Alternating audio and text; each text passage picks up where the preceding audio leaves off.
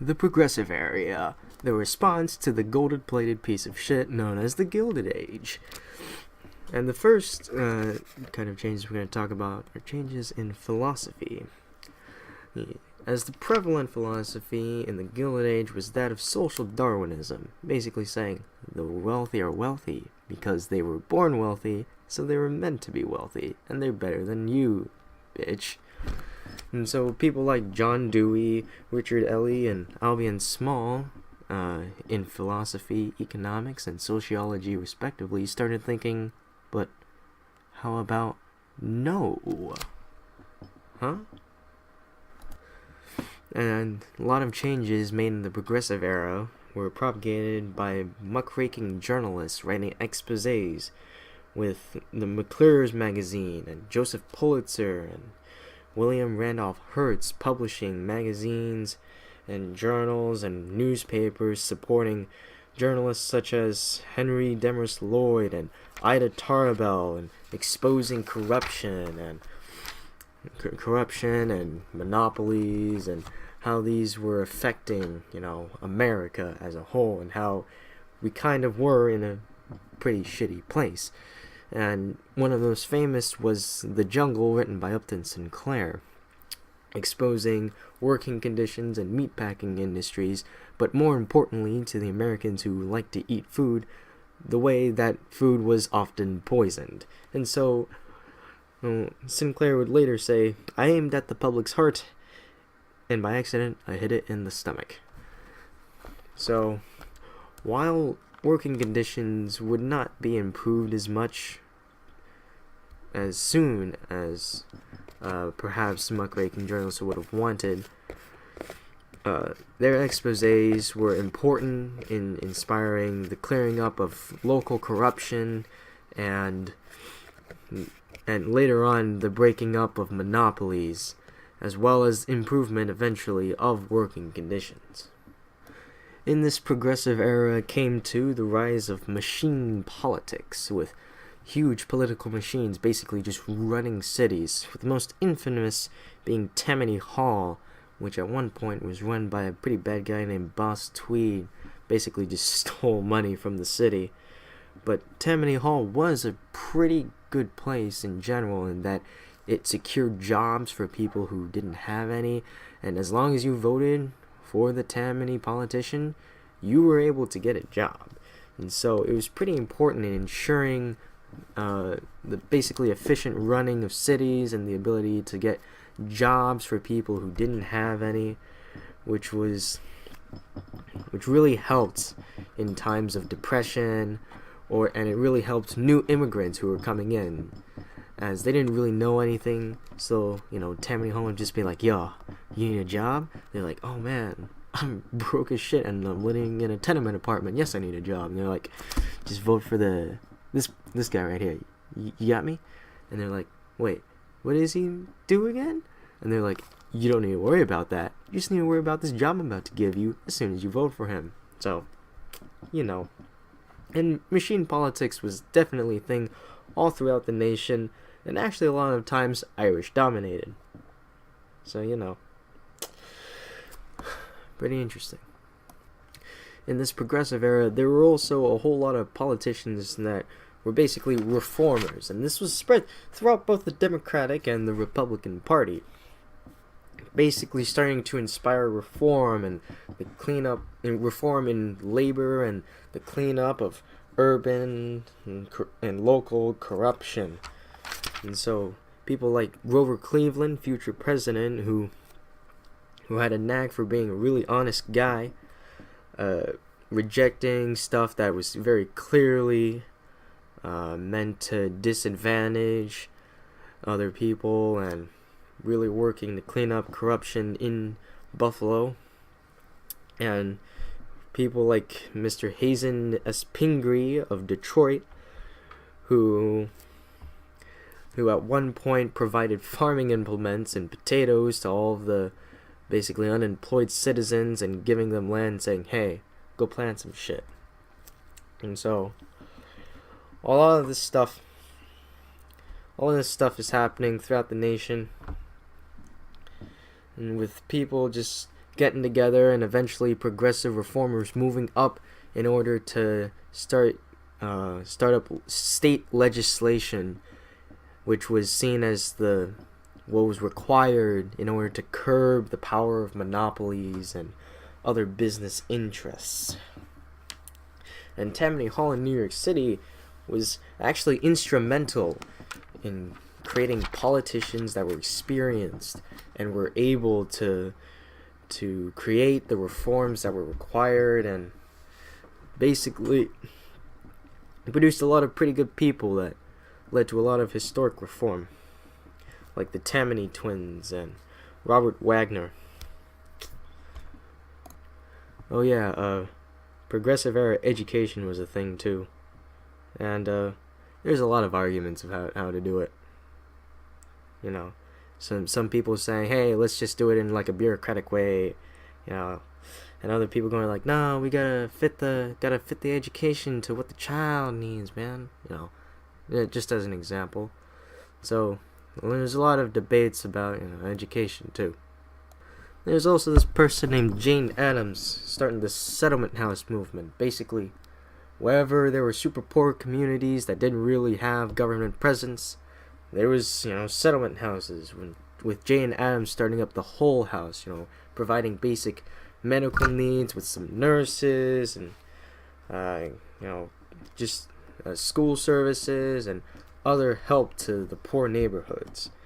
And so and while they did kind of piss off leadership in local politicians, she personally stuck by getting the support of the poor neighborhoods and making sure she provided for them, as did many others like settlement houses, which basically were a lifeline to poor tenement apartments and poor communities and in urban locations and cities. And on the topic of religion, religious responses to the gold-plated piece of shit age basically included the temperance movement, especially the Women's Christian Temperance Union, founded by very much supported by Francis E. Willard. And while temperance was basically super hardcore, they really were trying to go for it, trying to say this drink is just making our husbands drunk, coming home to beat us up, and then wasting our money. We don't need it. We don't need it. And so eventually, the temperance movement would lead to the prohibition, and also be instrumental in helping give women the right to vote in 1920, which is pretty cool. But this is still, kind of far away. This is the roots. This is the beginnings. And also, this guy named Charles M. Sheldon starts introducing the idea of the social gospel, introducing the question, which would, in modern times, become a meme in some places, of what would Jesus do? That's basically the social gospel, really. Just, what would Jesus do? How would you help your society, man? Come on. And even, like, Catholicism and other religions got on the wagon of, hey, we should help society. But it should be noted that a lot of first-gen Jewish immigrants and some other priests of other schools of religion went like, but no, that's kind of taken away from the faith, man. Don't do that. It's not right. It's not right. And finally today, we're going to be devoting entirely too little time to the three presidents of the three progressive presidents of this era. So first off, McKinley got shot and died, and so his vice president, the cowboy Teddy Roosevelt, came into office. Comes known as a trust buster, actually using the Sherman Antitrust Act, unlike previous presidents, to sue people and break up trusts. Or, he didn't do a lot of it, but he did start it, which was carried on by Taft later.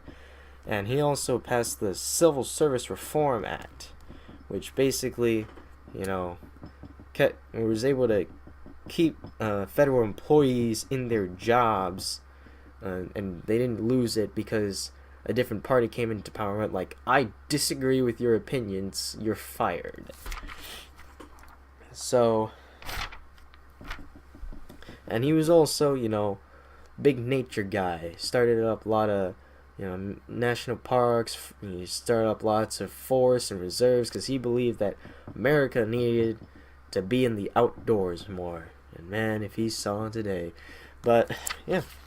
And at one point, they're like, you need to stop making forests. Alright, we're going to make this bill that says you can't make any more forests in these 6 states. And he's like, okay.